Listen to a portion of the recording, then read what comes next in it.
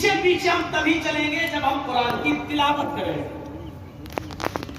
اُتْلُ مَا أُوحِیَ إِلَیْکَ مِنَ الْکِتَابِ، کتاب میں سے جو نازل کیا گیا ہے، جو اتارا گیا ہے قرآن تمہارے اوپر، آئے نبی تم اس کی تلاوت کیجیے، یعنی اس کے پیچھے پیچھے چلیے.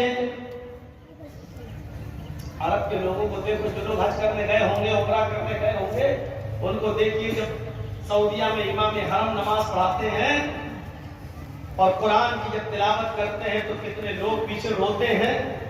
عربی لوگ ہیں، روتے ہیں کیونکہ وہ سمجھ رہے ہوتے ہیں کہ قرآن کی اس آیت کا ترجمہ کیا ہے.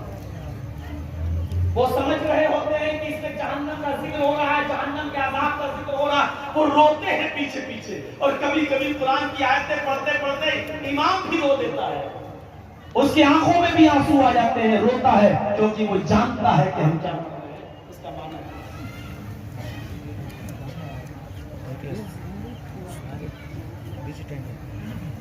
میرے بھائیوں، قرآن کو پڑھنا ضروری نہیں ہے، قرآن کی تلاوت ضروری ہے. اور ایک اور مثال سے سمجھاتے ہیں آپ کو. عربی میں تلون اونٹنی کے ایک بچے کو کہا جاتا ہے. میری سپیڈ اپنے آپ بڑھ جائے گی، پہلے تھوڑا سا ہم ایک باندھ رہے ہیں آپ کو. جب آپ میری بات سمجھ جائیں گے پوری طرح تو ہم تیز بھی بولیں گے تو آپ سمجھ جائیں گے کہ میں کیا بول رہا ہوں، اس لیے پہلے میں باندھ رہا ہوں. بہت سے لوگ فیس بک پہ لکھ رہے ہیں کہ مولانا جگجیت کو کاہے بلاتے ہو؟ بڑے بڑے مولانا، بڑے بڑے مدنی پڑے ہوئے ہیں، ان کو آپ چھوڑ دیتے ہو، جگجیت کو بلاتے ہو. ارے جگجیت نے بنگال کے لوگوں کی نبض پکڑی ہے. ڈاکٹر چاہے کتنا بڑا ہو جائے، پی ایچ ڈی کر لے، ایم بی بی ایس کر لے، ایم ڈی کر لے، ڈی ایم بن جائے، لیکن اگر وہ مریض کا مرض نہ پکڑ پائے تو کہے گا ڈاکٹر؟ کس بات کا ڈاکٹر؟ یہ رہو اپنی ڈگری. ایسی فرضی ڈگریاں تو ہمارے یہاں بکریاں چبا جاتی ہیں. یہ کاغذ کا ڈھیر پکڑے رہو اپنے پاس. میں یہاں سے پڑھ کے آیا ہوں، میں کہاں سے آیا ہوں. ارے تو لندن سے پڑھ کے آ. ڈاکٹری جب تم مرض ہی نہیں پکڑ پا رہا ہے کسی مریض کا تو فائدہ کیا ہے؟ 20-25 سال کی زندگی کم نہیں ہوتی ہے. نہ بنگال والے ہمیں چھوڑ رہے ہیں، نہ میں بنگال میں چھوڑ رہا ہوں. ایک غیر زبان والا آدمی اردو والے کو بلا رہا ہے تو اسی لیے تو بلا رہا ہے کہ وہ بیچارہ سمجھ گیا ہے کہ ہمارا علاج اس ڈاکٹر کے پاس ہے. اب آج ہی دیکھ لیجیے اس گاؤں والوں کو کتنی مبارکباد دوں. بڑے بڑے مولوی آئے، 20 سال ہو گئے، تقریریں کرتے رہے، جمعہ پڑھاتے رہے، سب بتاتے رہے جمعے کے دن 2 اذانیں نہیں ہونی چاہیے، 1 اذان ہو، 1 اذان ہو. لیکن اس گاؤں میں کسی کی نہیں چلی. ثناء اللہ صاحب نہیں چلی، غفار صاحب آئے، ان کی بھی نہیں مانی، اور بھی اس سے پہلے بڑے بڑے مدنی نہیں مانی. ایک خطبہ دیا آج جمعے کا، ایک خطبہ دینے کے بعد آج یہ اعلان ہو گیا کہ آئندہ جمعے کو انشاءاللہ اب 1 ہی اذان ہوگی، اب 2 اذانیں نہیں. مرض پکڑنا چاہیے، یہ دیکھنا چاہیے کہ یہ قوم کیا سننا چاہتی ہے. قرآن و حدیث سے اللہ کی قسم بنگال والوں کو بڑی محبت ہے، لیکن بتانے والا صحیح ہونا چاہیے. مریض کیا ہے؟ اگر ڈاکٹر اس سے پیار سے 2 باتیں کر لے تو مریض تو آدھا ویسے ہی صحیح ہو جاتا ہے. اب ڈاکٹر سنے ہی نہیں مریض کی حاضری کر، ارے میں ڈاکٹر ہوں تو مریض بتا، ارے میں نے دیکھ لیا ہے نا، ٹھیک ہے میں دوا دے رہا ہوں نا. ارے جب تم مریض کی سنے گا ہی نہیں، اس کو سمجھے گا ہی نہیں تو دوا کس کام کی؟ اب مریض کو تم بہت اچھی دوا دے رہے ہو لیکن اس کو دل میں کیا ہے؟ ارے یار پوری بات ہی نہیں سنتا یہ ڈاکٹر، تشخیص لے لیتا ہے ڈاکٹر، سنتا ہی نہیں میری بات. اب وہ دوا جو فائدہ بھی کر رہی ہوگی نہیں کرے گی، کیوں؟ وہ جانتا ہے کہ سنا ہی نہیں میری تو علاج کیا کرے گا. تو میرے بھائیوں، مریض کے مرض کو سمجھنے کی ضرورت ہے، اور قرآن و حدیث کو اس انداز سے سناؤ کہ لوگ فوراً عمل کرنے پر تیار ہو جائیں. کتنا تعزیہ نکلتا تھا اسی کلیہ چک میں، کتنا تعزیہ نکلتا تھا. آج دیکھ لو الحمدللہ کتنا کم ہو گیا. کون کون سا ماحول نہیں دیکھا کلیہ چک کے اندر ہم نے؟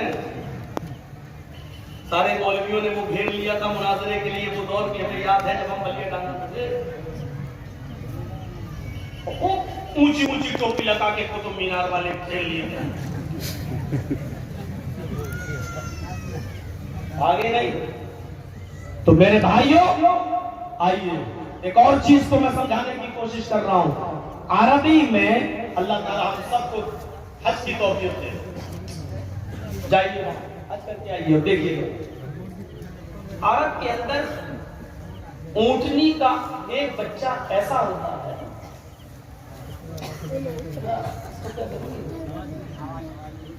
ایسا ہے کہ ٹھیک ہے میں لگا لیتا ہوں، لیکن اس کو لگانے کے بعد میری کھوپڑی ٹھیک نہیں ہوتی، ادھر کرتا ہوں تو یہ الجھتا ہے، آپ کو آج کل ماڈرن زمانہ ہے، یہ سب چھوڑ دیجیے، اب تو وہ آ رہا ہے بغیر تار لگا کے بات چلا رہا ہے، آپ لوگ کرو گے وہی، زمانہ اتنا آگے بڑھ گیا اور آپ وہی ایسا پٹا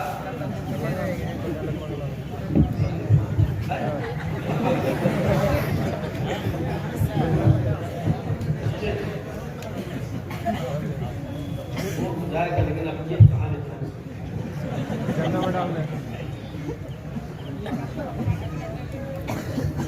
چھٹیاں کبھی نہ باندھا ہوا کوئی بات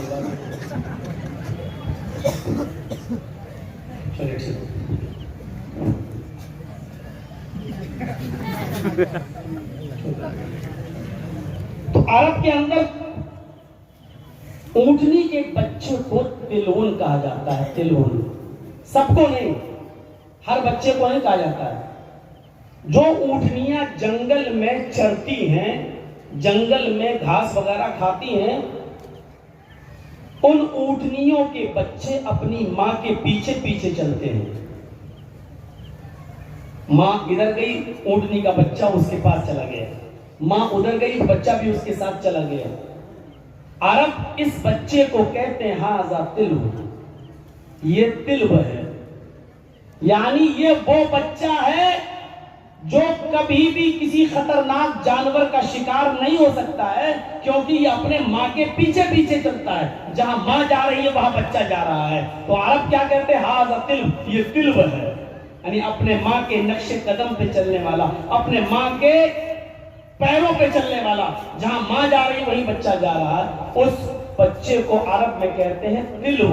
اسی تلو سے بنا ہے تلاوت، اسی تلو سے بنا ہے تلاوت۔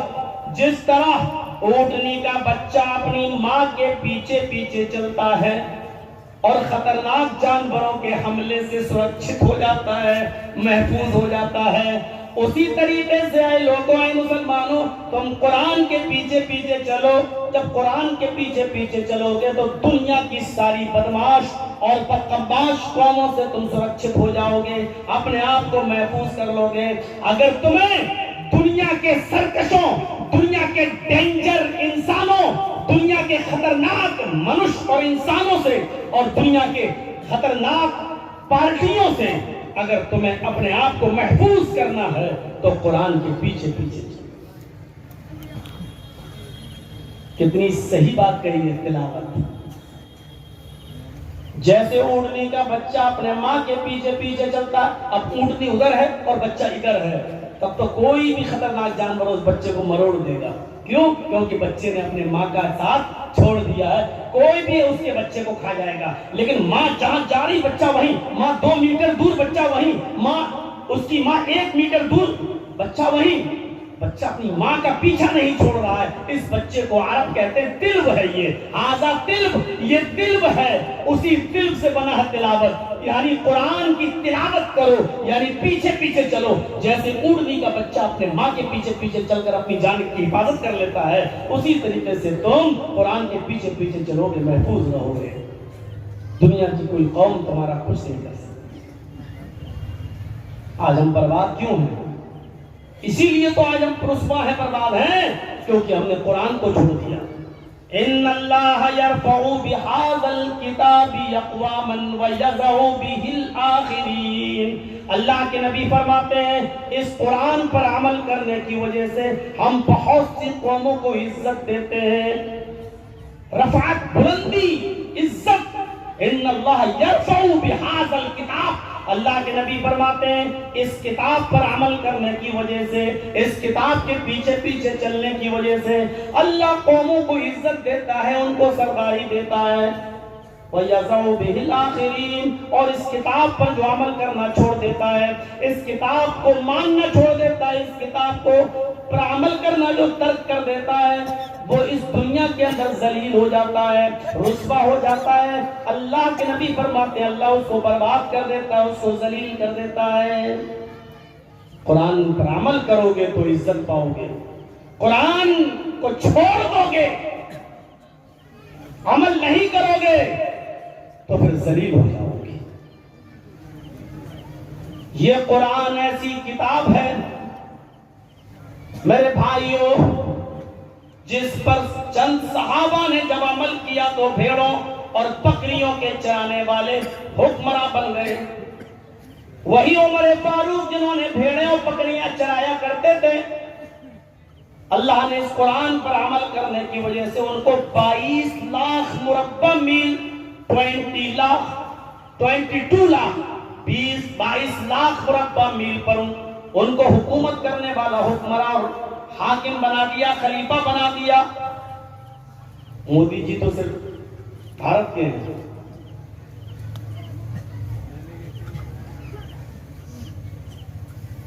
بس کوئی اس ملک کا کوئی اس، اور 22 لاکھ مربع میل جب حکومت کی حضرت عمر کی تو سعودیہ بھی اسی میں شامل تھا،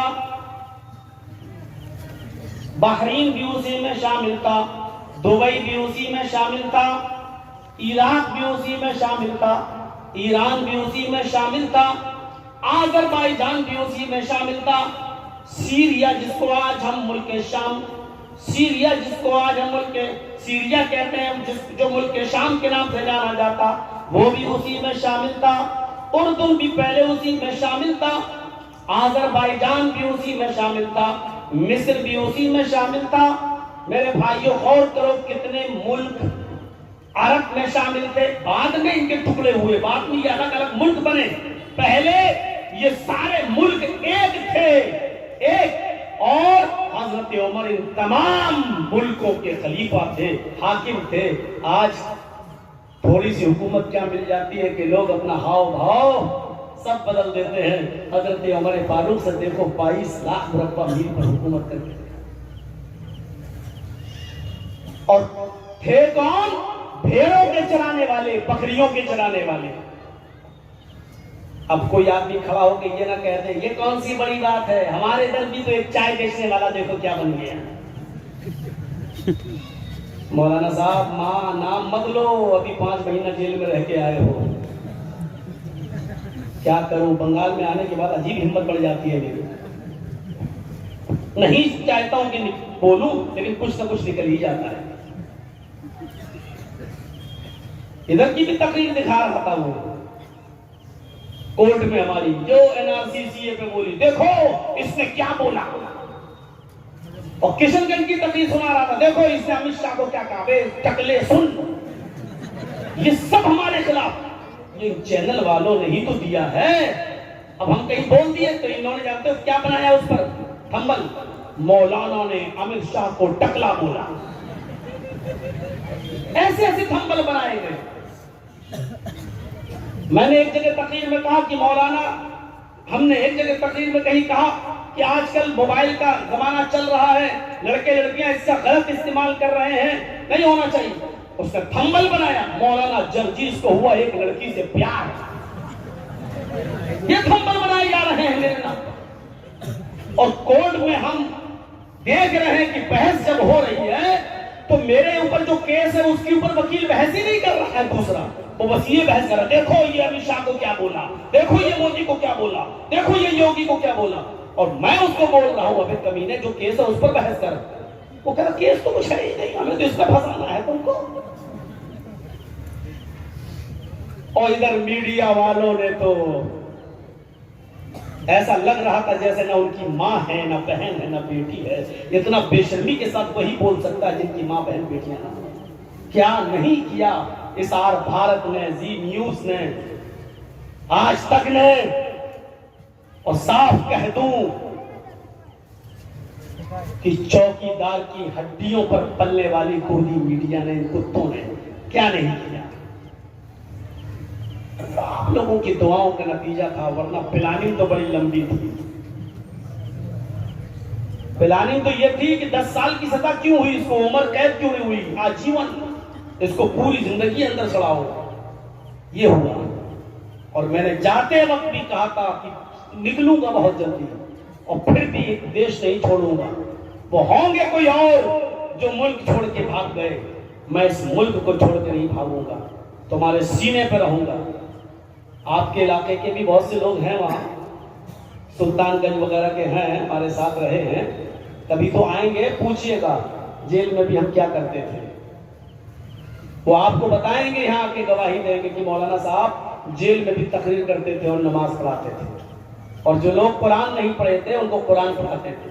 آؤ پڑھو، ہمارا جو کام ہے وہ ہم کریں گے، تمہارا جو کام ہے تم کرو. تو اس لیے میں نے چینل والوں پہ پابندی لگائی. یہ نہیں مانیں گے. 1 سال تک پہلے ہم نے وارننگ دی، دیکھو بہت غلط تھمبنیل بنا رہے ہیں، اس کو ڈیلیٹ کرو. وہ اور زیادہ دینے لگے. وہ کہہ رہے دھمکی دیتا کرے گا کچھ نہیں. اب ہم نے پابندی دی. حالانکہ میں ان پر کیس کر سکتا تھا، لیکن چھوڑیے، کیس کرنے کے بعد کیا بیتتی ہے کسی کے اوپر یہ میں جانتا ہوں. یہ شکریہ ادا کرو میرا کہ ہم آپ کے اوپر ان غلط تھمبنیلوں پر کیس نہیں کر رہے ہیں، ورنہ مان ہانی کا مقدمہ ہم ٹھوک سکتے ہیں آپ کے اوپر. تو میرے بھائیوں، تلبن کہتے ہیں اس بچے کو جو اپنے ماں کے پیچھے پیچھے چلتا ہے. آئیے میں آپ کو بتاؤں، قرآن، یہی حضرت عمر فاروق خلیفہ بن گئے ہیں قرآن پر عمل کرنے کی وجہ سے. حضرت عبداللہ ابن عباس کی عمر بہت کم تھی. حضرت عمر فاروق جب میٹنگ بلایا کرتے تھے، شورا سمجھتے ہیں نا، میٹنگ، مشورہ، جب لوگوں کو مشورے کے لیے بلاتے تھے، بڑے بڑے اجلہ صحابہ کو، بڑے بڑے کبار صحابہ کو جب اپنی میٹنگ میں بلایا کرتے تھے، میٹنگ میں، تو حضرت عبداللہ ابن عباس کو بھی بلایا کرتے تھے، جن کی عمر 12-13 سال تھی، بس اس سے زیادہ ان کی عمر نہیں تھی. لوگوں نے کہا امیر المومنین، اس بچے کو بلاتے ہیں آپ میٹنگ میں؟ کم عمر کا بچہ، 14 15 12 13 14 سال کا بچہ، یہ بڑے بڑے صحابہ کے ساتھ آ کر بیٹھتا ہے، عمر کے ساتھ، عثمان کے ساتھ، علی کے ساتھ، یہ بڑے بڑے اجلہ، بڑے بڑے صحابہ کے ساتھ بیٹھتا ہے. اس کو آپ اس میٹنگ میں بلاتے ہیں مشورے کے لیے؟ تو حضرت عمر نے جو جواب دیا تھا، وہ جواب سنیے کیا تھا. ہاں، میں اس بچے کو بلاتا ہوں اور یہ اس میٹنگ میں بیٹھے گا، یہ اس بچہ اس میٹنگ میں رہے گا، اس لیے کہ اللہ کے نبی صلی اللہ علیہ وسلم نے ایک بار دعا کی تھی کہ اللہ، قرآن تو نے میرے اوپر نازل کیا ہے، قرآن تو نے میرے اوپر اتارا ہے، لیکن قرآن کا علم دے دے تو عبداللہ کو، میرے چچا زاد بھائی کو، عباس کے بیٹے عبداللہ کو تو قرآن کا علم اور قرآن کی فقہ عطا فرما دے، سمجھ عطا فرما دے. نبی اکرم کی دعا سے یہ بچہ قرآن کا بہت بڑا جانکار ہے، بہت علم رکھنے والا ہے، قرآن کے معنی اور مطلب کو بہت اچھی طرح سمجھنے والا ہے. میں اس بچے کو اس لیے اس میٹنگ میں بلاتا ہوں، میں اس بچے کو اس لیے اس میٹنگ میں دعوت دیتا ہوں کیونکہ یہ قرآن کا بہت ماہر ہے اور قرآن پر بہت اچھی طریقے سے علم رکھتا ہے، قرآن کا بہت جانکار ہے. کوئی بات ہوگی تو وہ قرآن کی روشنی میں ہمیں بتائے گا. چھوٹے سے بچوں کو عزت مل رہی ہے کس وجہ سے؟ قرآن کی وجہ سے. آپ بھی دیکھتے ہیں نا، 12-13 سال کا بچہ اگر قرآن کا حافظ ہو جاتا ہے تو آپ کی مسجد میں وہ نماز پڑھاتا ہے، تراویح پڑھاتا ہے، قرآن سناتا ہے، اور بڑے بڑے حاجی اور نمازی اور بڑے بڑے سردار، بڑے بڑے پیسے والے اس کے پیچھے نماز پڑھتے ہیں. اس 12-13-15 سال کے بچے کو اگر یہ عزت ملی ہے جو مصلی پہ کھڑے ہو کے نماز پڑھا رہا ہے، تو یہ عزت آپ نے نہیں دی، یہ عزت اسی قرآن کی برکت سے ملی ہے جس کا علم ہے اس کے پاس. ابھی کوئی فلمی ایکٹر آ جائے آپ کے پاس، پھر دیکھیے آپ کی بھیڑ کیسے دیکھنے کے لیے چلے جائیں گے آپ اس کو. لیکن میں دعوے کے ساتھ کہہ سکتا ہوں کہ اللہ کی قسم، رب کعبہ کی قسم، اس وقت آپ کی نظر میں جس ایکٹر کا بھی نام آ رہا ہو دماغ میں، وہ آپ کی نظر میں کتنا بھی بڑا ہو،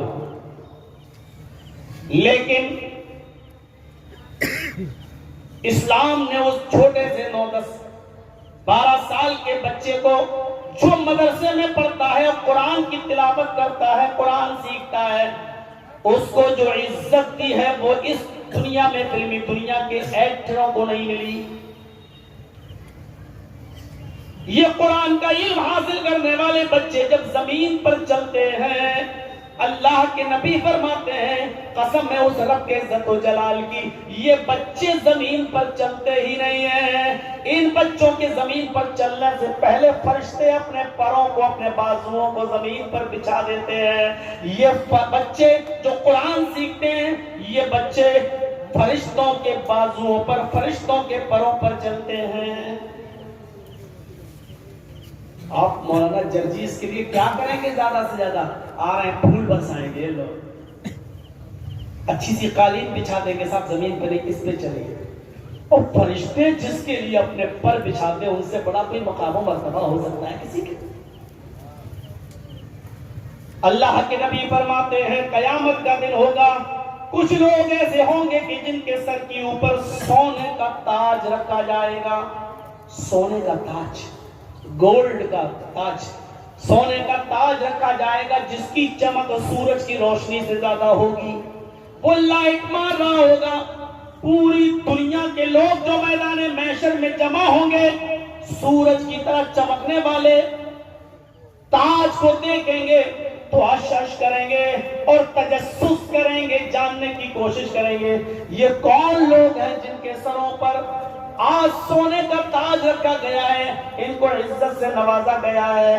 یہ پکڑ پکڑ کے فرشتوں سے پوچھیں گے آئے فرشتوں یہ کون لوگ ہیں جن کے سروں پر یہ سونے کا تاج رکھا گیا، جس کی چمک سونے سورج سے زیادہ تیز ہے، جن کو اتنی عزت سے نوازا جا رہا ہے؟ فرشتے جواب دیں گے یہ وہ لوگ ہیں، آئے لوگوں یہ وہ لوگ ہیں جن کے سروں پر سونے کا تاج ہے، جنہوں نے دنیا میں اپنے بچوں کو قرآن سکھایا تھا، قرآن کا علم دیا تھا، قرآن کا معنی اور مطلب سمجھایا تھا، یعنی دین کا علم ان کو دیا تھا، جو قرآن کے جانکار تھے، قرآن کے معنی اور مطلب کو سمجھا کرتے تھے۔ یہ وہ لوگ ہیں جنہوں نے دنیا میں اپنے بچوں کو حافظ قرآن بنایا تھا۔ میرے بھائیوں غور کرو کہ پوری دنیا ان کی طرف دیکھ کر شتر رہ جائے گی، وہ کتنا عزت والا مقام ہوگا کہ جب حافظوں کے اور قرآن بہترین تلاوت کرنے والوں کے باپ کے سر کے اوپر سونے کا تاج رکھا جائے گا۔